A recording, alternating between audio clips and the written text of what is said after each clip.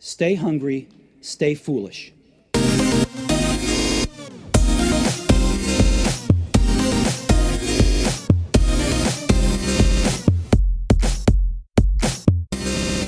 The work of today's guest is based on a vast body of knowledge and represents a new methodology for researching the potential of the marijuana high.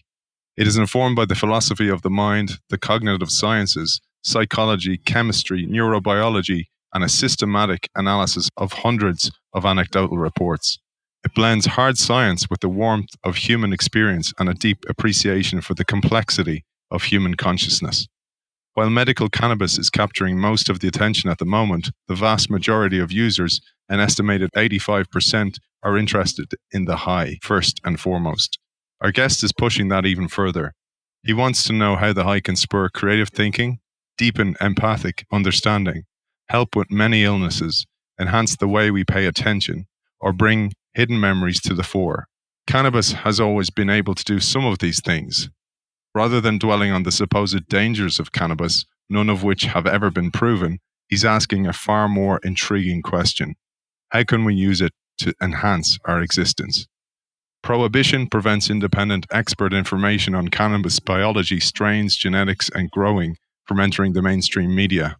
Furthermore, users have been actively misled by criminal dealers who take advantage of prohibition and the lack of knowledge on the side of consumers to sell them cheaply produced, low-grade marijuana, sometimes laced and weighted with dangerous substances, under the name of superior strains.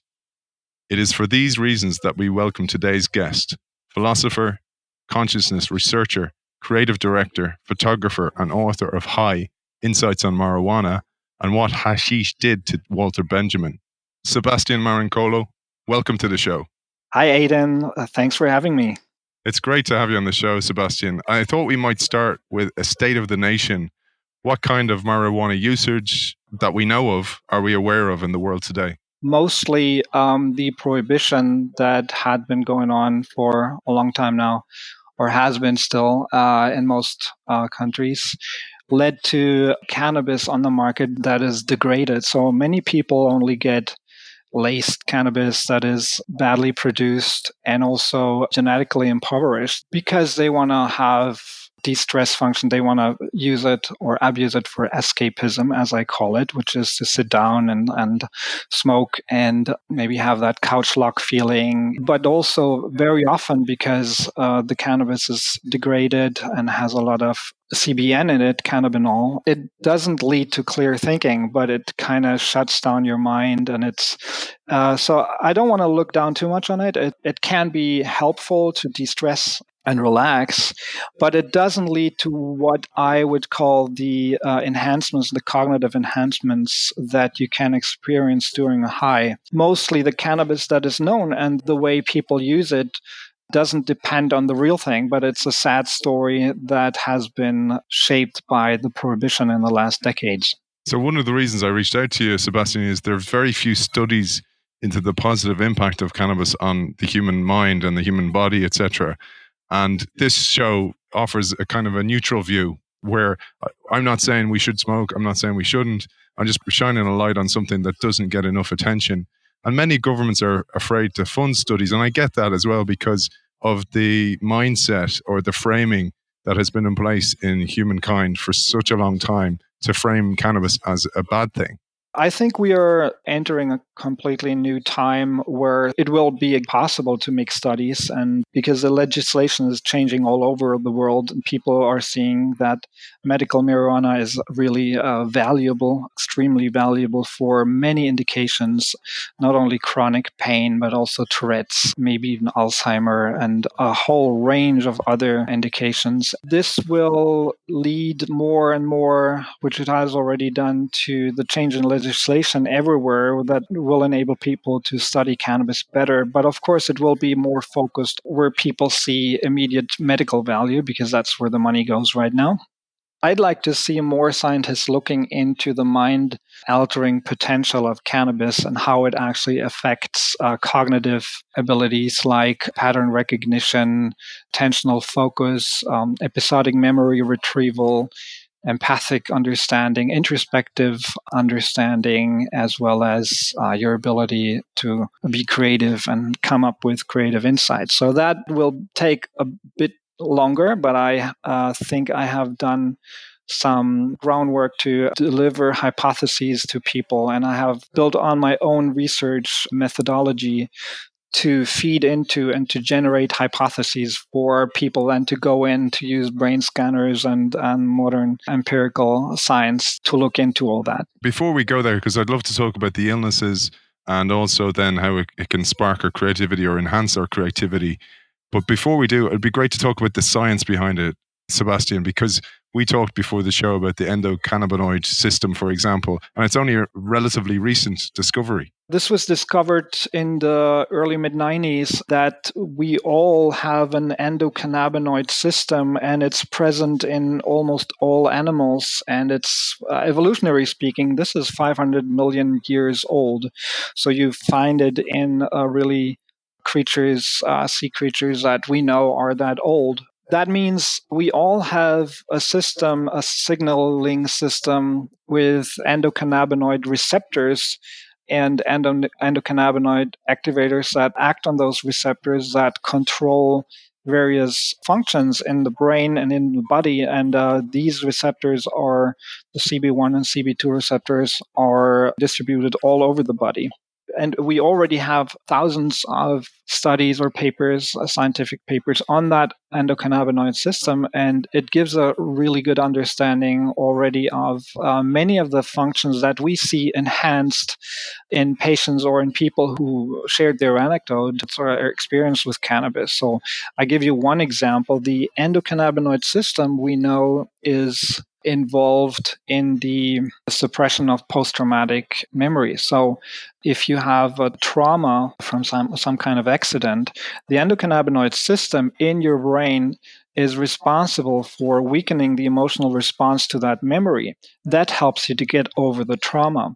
Now, if that trauma is extremely strong, you might experience post-traumatic stress syndrome. Today, we know that a lot of people in the States, Vietnam veterans, but also other war veterans, profit from taking cannabis because they say they can deal a lot better with their traumatic experiences. They can sleep better, and it helps them to de-stress. And there seems to be an effect of phytocannabinoids that interact, so plant cannabinoids that interact with that body-owned endocannabinoid system and seems to help the system to function when some things go out of control. We know today that this endocannabinoid system is mainly there for homeostasis. So it delivers an equilibrium, it delivers a balance for many processes, and it's important for many processes like appetite, stress relief, but it's also in the immune system. So we already have a good understanding of this endocannabinoid system. And we have thousands and thousands of anecdotes of patients, and we have doctors working with various indications that mirror those where you can see how actually the phytocannabinoids work on that system, how they help to control various functions in the brain and in the body. For clarity for the layman like myself, we have receptors in our brain for marijuana and cannabis. We can receive the benefits that they can give us. And these benefits can enhance our minds, but also, as you say, you mentioned that they can regulate anxiety, the fight or flight response in our bodies, which is huge at the moment. We're seeing massive cases of anxiety across the world, and this could be a reliever of those symptoms. Oh, absolutely. And especially CBD, cannabidiol, is an important cannabinoid, second major cannabinoid in cannabis. There are more than 100 cannabinoids, or almost more than 140 we know today in cannabis that can act on the system. The phrase "we're built to receive the cannabinoids" is not true, though, because if you look into the evolution of the endocannabinoid system, that evolved long before the cannabis plant emerged. The cannabis plant, which is the only plant that directly delivers cannabinoids. There are other plants that, like kava and other plants that indirectly, or to some degree, like pepper with beta-caryophyllene, interact with the endocannabinoid system. But the endocannabinoid system evolved long before cannabis, which is the major source of cannabinoids that directly acts on that. That evolved like 37, 40 million years ago or something in that league. So that came later. So maybe the plant was targeting us. Who knows? Definitely, the success story of cannabis is intimately intertwined with that of humanity because, humans have always used cannabis and it's been in all pharmacopedias of the world since the beginning. We see the first mentionings of cannabis in books about medicines, plant medicines, thousands of years ago in China and in India and then in Egypt. So it's omnipresent and it's everywhere described as one of the major and most important plants for healing, which makes sense if you know the endocannabinoid system and how many functions it has. You even mention in the book that animals seek out psychoactive substances on a regular basis. This is a really interesting perspective that I learned from Ronald K. Siegel, who wrote a book, Intoxication, the Universal Drive for Mind-Altering Substances. That goes back to research from the, I think, 80s and 90s that he did. Basically, his thesis is that all animals are systematically seeking out mind-altering substances in their environment, from elephants who would look for fermented fruits, amarula fruit, to get drunk, or flies who look for fly agaric, ants who live in a symbiosis with a beetle who secretes a certain kind of, it's a funny story actually, secretes certain kind of chemical that seems to make them go trip. And so these ants would save that beetle first if they get attacked.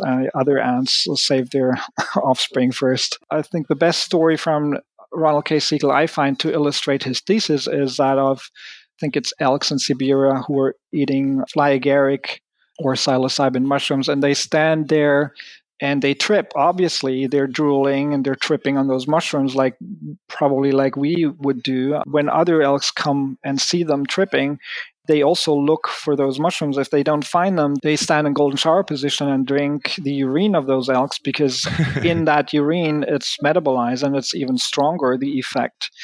And then they trip too. And in that region, you find that shamanistic traditions have used then those plants, those mushrooms, for the same effect. And they also have that tradition of drinking the urine of somebody who has ingested that, and they use that to heal people, to come to insights for religious and medicinal purposes.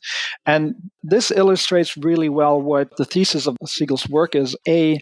Animals, all species are systematically looking for a mind-altering substance. It's like a fourth drive, he says.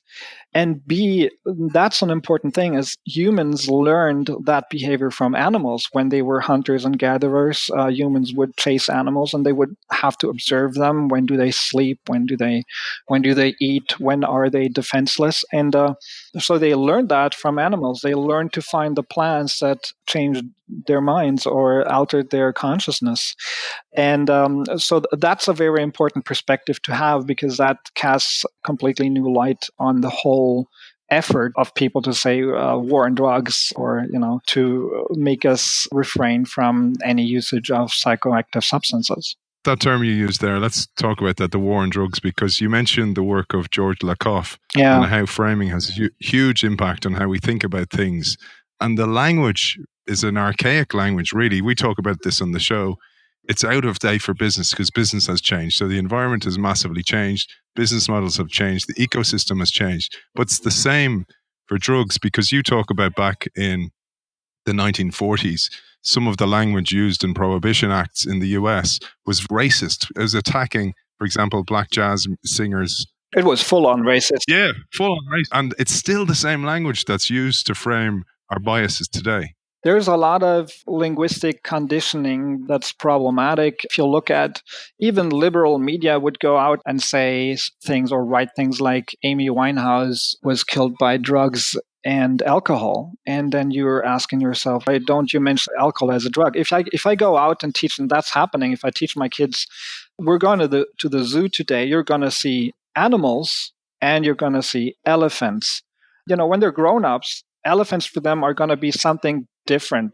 I never subsumed elephants under animals. And this is how people think about alcohol, for instance, today. Most of us here, especially in Germany, it's probably not different in Ireland, we're drinking alcohol, but we don't. I would tell most alcohol consumers, you're a drug consumer, man. They would be like, no. I mean, literally, I had a guy standing next to me at a reception party, 45-ish, and I told him about my books, and he said, well, I can't say much about that. I don't take drugs. And he had in his hands, I'm not kidding, I'm not making this up, a Red Bull vodka, a cigarette, and an espresso. And I looked at him and I said, it's funny because while you're saying that, you have probably more than 100 substances in your brain that are actively changing and altering your consciousness. And some of them are even designed for that purpose. So yes, you're taking drugs. You're taking a lot of drugs. And you have to rethink what you just said. But this is the linguistic conditioning and our wrong use of metaphors is deeply embedded in the whole history of prohibition. So people have come up, there were think tanks working on those metaphors, like the war on drugs that came out of the Nixon administration. There has never been a war on drugs. There has always been a repression of various groups, ethnical or political groups of people who are taking certain kinds of mind-altering substances. But, it's always been the case in a society. Some people chased the tobacco users, but allowed the use of psilocybin mushrooms. And there was a prohibition on alcohol, but cigarettes were allowed, etc. So there's never been really a war on drugs. This is a metaphor that's deeply, deeply flawed.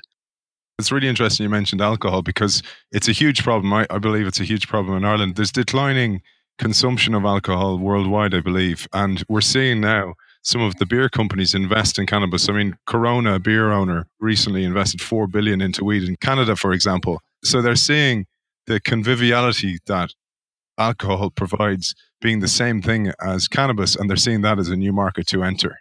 Those drug companies, pharmaceutical companies, and alcohol companies try to hold on to the war on drugs, and they actually funded institutions that try to hold down marijuana. Now they're seeing there's a market, and they're trying to participate, which in itself is nothing bad. If you look into cannabis, for instance, there should be a market. There should be medical cannabis, and I also think it should be available for adult use. And that's what my book is about. There are so many uses of cannabis that can be life-changing and positive if you know how to use it and if there is education about it and if you're provided with good material. So there's no problem with people making money or if there's a market or a big market, but what we should be careful about is people just trying to make a quick buck and not considering patients and people who are using it. But this is happening now, and I'm looking forward to the upcoming market getting bigger and bigger because this allows us to go into studies, and the more money is generated, the more we will be able to really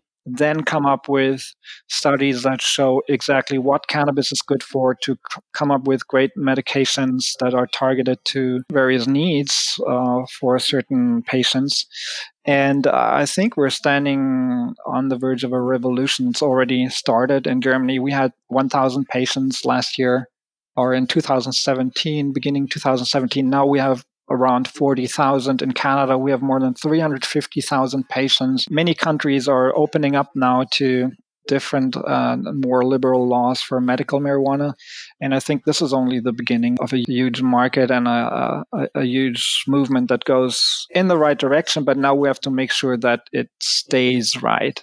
You mentioned earlier on the PTSD can be massively helped. For example, a lot of neurodegenerative diseases can actually be helped massively. This is where I would like to see more studies being done now, because that we are, to some degree, we understand the endocannabinoid system functions, but of course it's a different story to see how phytocannabinoids interact with that system and to see how for various indications like Alzheimer or Parkinson. For instance, we have a lot of anecdotal stories from Parkinson patients who seem to profit from cannabis as it reduces their tremors or rigidity or helps them to sleep, etc., etc. But of course, there's a long way to finding out now exactly for what indications cannabis can help. If it, for instance, it's used for multiple sclerosis, but we don't know because it helps a lot with the symptoms, but we don't know if it helps to stop the progress to some degree of the illness. We need to know more about that as we go along, and of course, I'm really looking into what my basic interest was. First of all, was to look into how cannabis can alter cognitive functions and how it works on consciousness, not only to understand how cannabis works. I wanted to understand, as a philosopher, the architecture of the human mind. So if you see how psychoactive substances like cannabis or LSD or other substances like psilocybin or MDMA work on the human mind, you learn a lot about the cognitive architecture itself. I hope that with the market getting bigger, with more patients profiting, we're generating also some money to go into research that goes into that direction, because it will also be helpful for our understanding of how cannabis could help in psychotherapy, how it could help in various other aspects, and also how we could use it personally as an enhancer for creativity and other processes. We might jump to creativity next, but before we do, you did deep research in both in university and afterwards on how cannabis can help empathy, and that led you to shining a light on autism. And I quoted a passage from the book where a mother talks about how it helped a brave mother who used cannabis to help her 12-year-old autistic son. Here's what she said about it. He was on a combination of 13 prescription drugs. His weight had dropped down to 46 pounds. He was diagnosed with anorexia and malnutrition, second to his autism. Ultimately, his doctors gave him 6 months to live, and she was devastated. Then she gave him medical marijuana, and this is what she said. The immediate change I saw was eye contact, and he gained over 40 pounds. He's happier and better behaved than ever before. I thought that was really interesting because, as you say in the book, 1 in 68 kids in the US have some form of autism. Autism is highly interesting. As I state in my essay that's in the book, What Hashish Did to Walter Benjamin, there are some studies already that indicate that something is going wrong with the endocannabinoid system. When you have autism, I hypothesized a while ago already that the endocannabinoid system may have really important functions for our empathic understanding of other people. There are various neurophilosophical or neuroscientific theories about how that works, from mirror neuron systems hypotheses to other simulation theory hypotheses. I've gone through many of them, and it's a really interesting field. What is the basis? What helps us actually to understand other people? Autism and empathy was interesting for me also because there are so many cognitive functions involved in empathic understanding, and I have described many of them. So let me go through a quick list. I believe that if you use it correctly and you have good cannabis, it can help you with your focus of attention, can help you with your episodic memory retrieval. That means it can help you to remember events from long ago better. It can help you with pattern recognition. So pattern recognition, people always think of visual patterns, but a pattern recognition could also be a behavioral pattern. You could see somebody, you as a rugby player, you could see somebody running over the field and say, oh my God, this guy is not today. He's not on it. He's not in the flow. He doesn't really know where to go. Or maybe he's a bit confused from a concussion or something. So that's a behavioral pattern. I have also described the intensified imagination, an enhanced body image perception, enhanced introspective understanding, an enhancement of your ability to come up with great insights. And when you look at empathy, many of these abilities come together. Here's an example: a hyperfocus and the redirection of your attentional focus. If you're sitting next to me and we're talking, and I focus not on what you say, maybe you tell me something about mathematics, and I don't focus on what you say, but I hyper focus now on your body language, then I might find something out about, I might get a better empathic understanding of that you are a very confident person or that you're a courageous person just by looking at the way you move.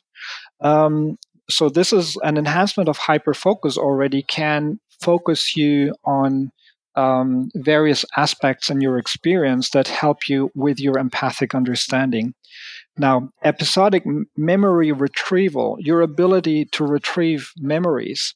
Now, let's say you see a kid on a swing and you see it having joy, and you remember now vividly how you were sitting similarly when you were 5 on a swing and you had this incredible joy of flying through the air and landing. You can predict the kid and you're going to be like, oh my God, this is so addictive. When I did that for hours and hours, and I just want to jump and be in the air. So if you're better able to retrieve memories, episodic memories from your life, you might be able to understand better other people in their situation as they are now, because you've lived through similar experiences. Pattern recognition, I just talked about it. The enhancement of pattern recognition that a lot of people reported during a high. When they said, "Oh, I had a great," I listened to a Miles Davis solo, and I could really feel how he learned this one from Charlie Parker, or how he was influenced by John Coltrane in the way he improvised. This is pattern recognition. This works on various levels when you look into empathic understanding. Empathic understanding needs a lot. If you look into body posture, the tone of voice of somebody, these are all patterns. If I have a very monotonous pattern in my voice, or if I have a very enthusiastic pattern, this is something you have to be able to depict. Body posture, but also facial patterns are incredibly important. When you look at empathic understanding, a lot of cognitive abilities have to be in place. And I tried to show how many of these cognitive abilities can be enhanced during a high. I'm always talking about the actual state of when you're high, not about long-term effects.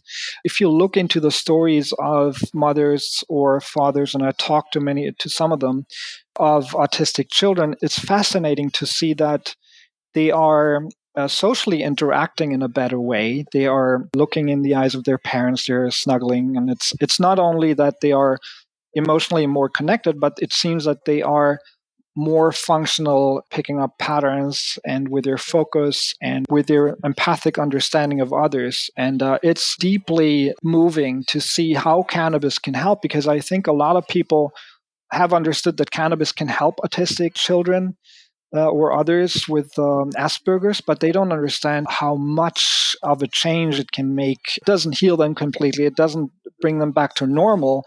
But there are steps in when you listen and look at the reports of mothers that are really deeply touching, and that show an enhancement of very complex empathic behavior.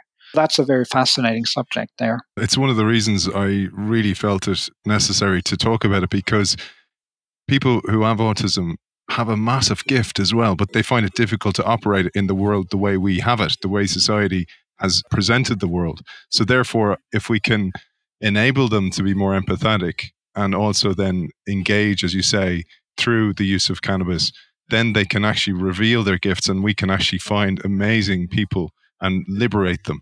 I also found that the understanding of autistic people is very often flawed, in that we think that they all don't understand emotions.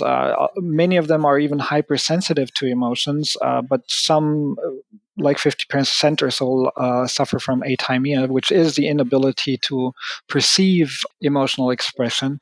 I don't want to generalize too much, because there seem to be many kinds of deficiencies and but also enhanced abilities when you look into the autism spectrum disorders. But by the way, this is interesting also when you look at this is very often the case that we describe something or somebody as deficient.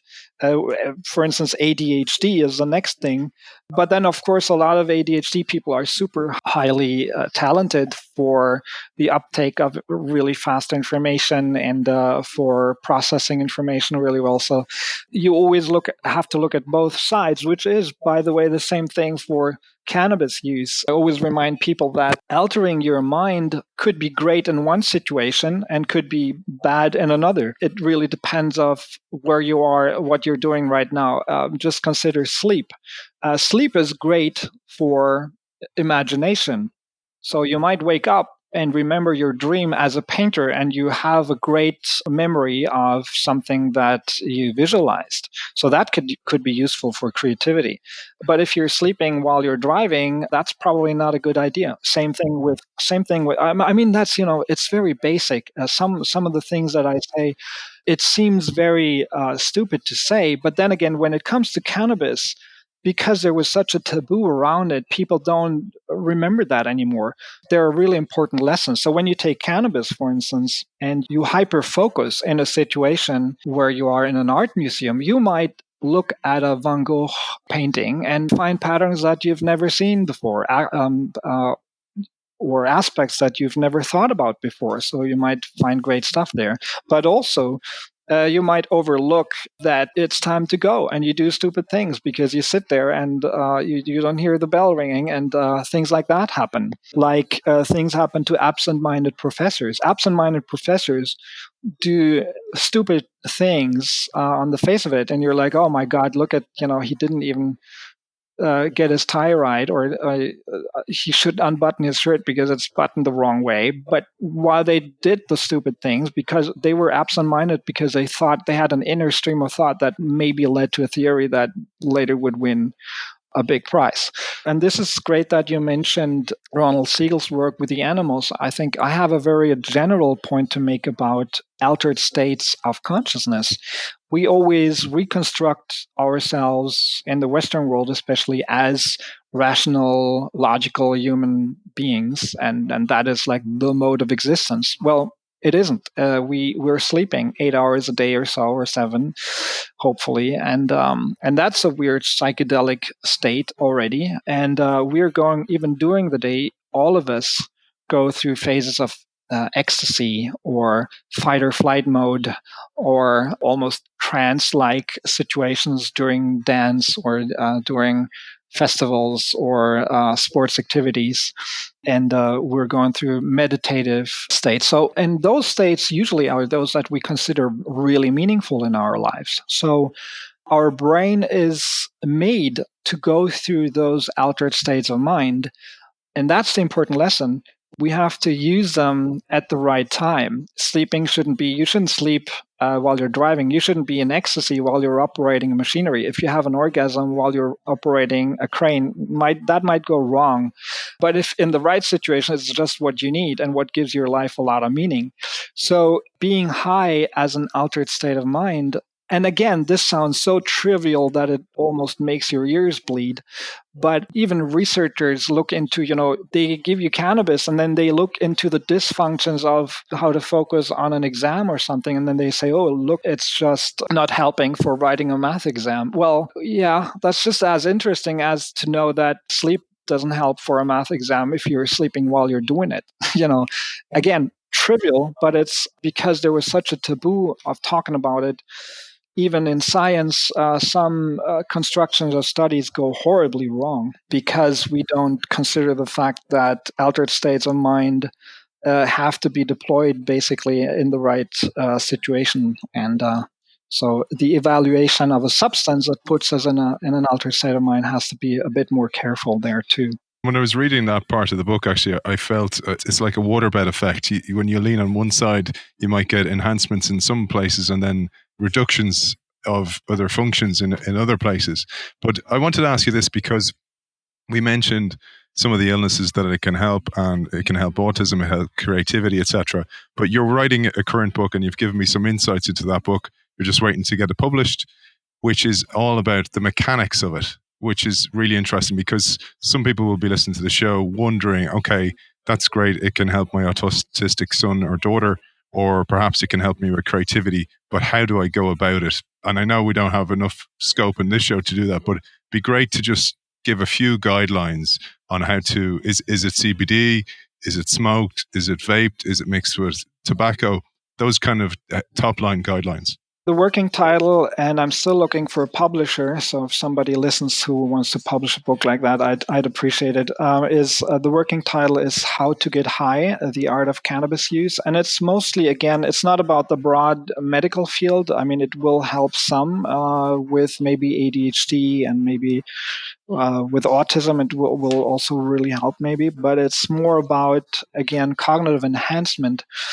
Of course, we know that the set and setting are really important for the psychoactive state you're going through. Set and setting mean the mood you enter. An altered state of mind is important. Your personal situation, your upbringing, your character, all that goes into your set. If you're already a fearsome person who's educated that all that what your take is, if you take marijuana, that's going to get you in hell, then you're probably going to have a different experience than somebody, the son of a hippie who thinks that it's going to help him with his creativity and it's all going to be fine.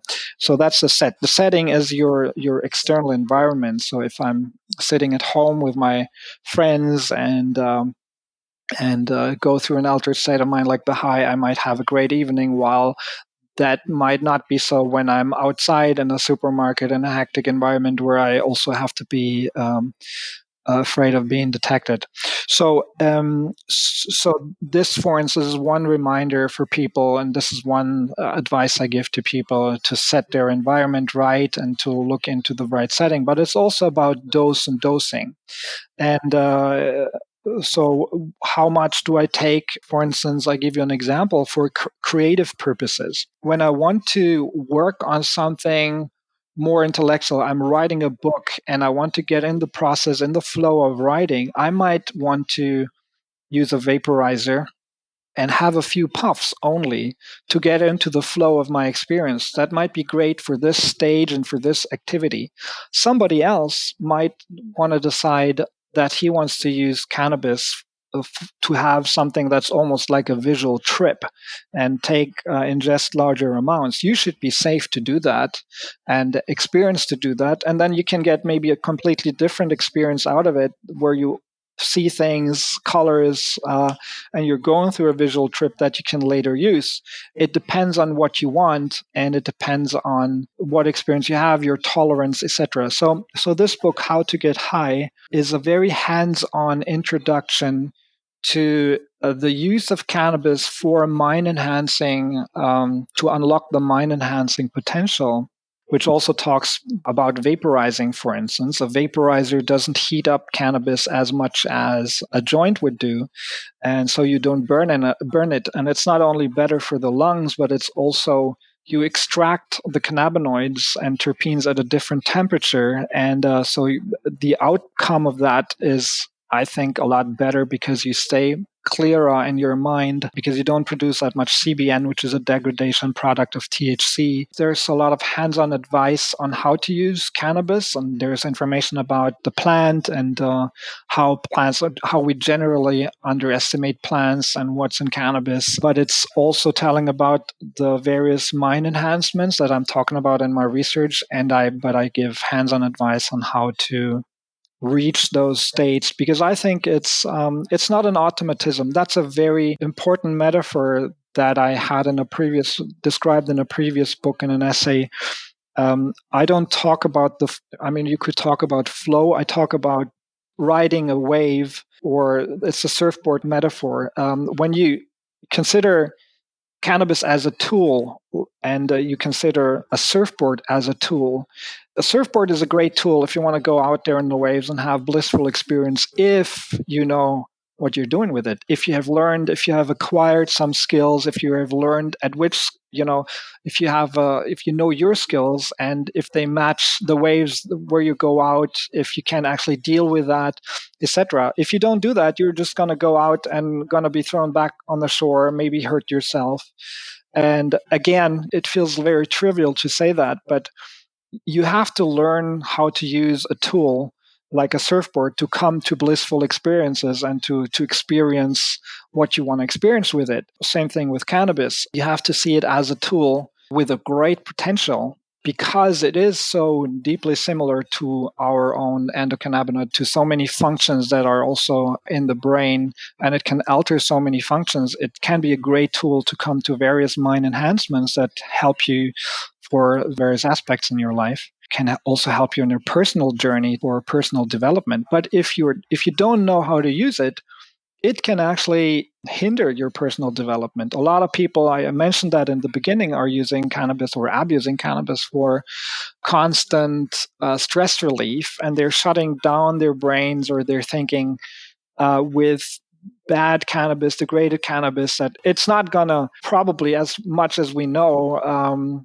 CBN is not going to destroy your brain or something. I'm just talking about the short-term effects. But it's definitely, if you are every day just de-stressing on cannabis, you won't be able to write your exams, to finish your tasks, and that might have a very bad effect on your biography and on your whole, the way you live. And of course, a lot of younger people have done that. So there is abuse, but it's not inherent in the plant. It's our relationship with the plant that has gone horribly wrong in the last century, and we're now about to see how to actually move back to a better integration of the plant into our lives and our societies. The one thing that we didn't really touch on there is somebody who may have tried it may just have got the wrong strain. So I'm thinking of, again, somebody who's trying CBD for medical reasons, or for a child with autism or something, that just like there are various strains of cannabis, there's various strains of CBD, and they can have different effects, and they can be positive or negative, and that people don't get discouraged when they try a different type of CBD, for example. The one thing is to know a bit more about CBD and THC. Both CBD and THC can be very helpful, also medically speaking. It's not that THC is just for recreation, for the high, and CBD is medical. On the contrary, THC is really very helpful for a lot of conditions, ADHD and others, and especially in combination, THC and CBD seem to be very helpful. So that's an important thing to know. But it's also important to know about the entourage, what we call the entourage effect. My friend Lester Greenspoon would call the ensemble effect. That means that in cannabis, there's not only THC and CBD, but there are 100 or more other cannabinoids, and also the terpenes that give it its aromatic profile, limonene and other terpenes like beta-caryophyllene or myrcene. And so these other cannabinoids and terpenes also make a difference. So it might be the case that one strain or one variety of cannabis is more of a sedative, so that makes you feel like you want to sleep, which is great for some people. And other varieties are just stimulating and energizing and are more apt for taking during the day. Some varieties are better for chronic pain. Other varieties may be better for tics. And we're starting to get a better understanding in the industry, in the medical industry also, what strain. I mean, there's no clear delineation. You can't say this strain is great for this condition, but we get a better understanding of how THC, CBD, and other chemicals, phytochemicals might interact and help with various indications. And that's why we need also to work more on targeting for patients, because there are so many out there. But if somebody only knows from the black market a variety or various varieties that are more sedating, then and he wants to use it during the day for composing or other creative purposes, that may have negatively interfered with his work for a long time. And then, of course, these people go out and say, whoops, cannabis, might use it to slack or to sit down and watch television, but that's about it. Sebastian, if people want to reach out to you, a publisher, for example, looking to publish that third book, or people want to reach out to you with insights or to find out more about your work, where can they reach you? They can reach me, first of all the information is on my web blog, marijuana-insights.com. I think you'll find everything you need there. Philosopher, consciousness researcher, creative director, photographer, and author of High Insights on Marijuana and What Hashish Did to Walter Benjamin, Sebastián Marincolo, thank you for joining us. Thank you for having me, Aidan.